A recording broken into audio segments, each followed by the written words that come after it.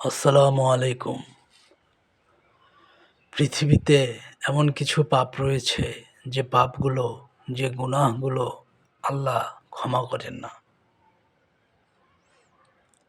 কেননা আল্লাহ ন্যায়পরায়ণ ও সুবিচারক।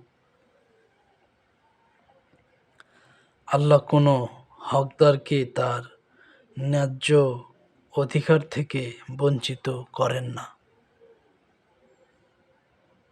তাই তিনি মজলুমদেরকে অত্যাচারীদের নেক দ্বারা জুলুমের ক্ষতিপূরণ দেবেন।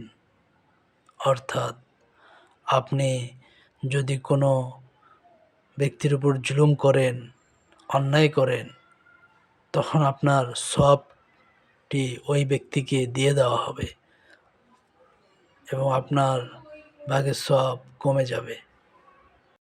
আল্লাহ তাই জুলুমকারীদেরকে অত্যাচারীদের নেক দ্বারা পূরণ করে দেওয়া হবে, যা অসহায়ের পাপের বোঝা জালিমের কাঁধে চাপিয়ে মজলুমের হক আদায় করবেন আল্লাহ।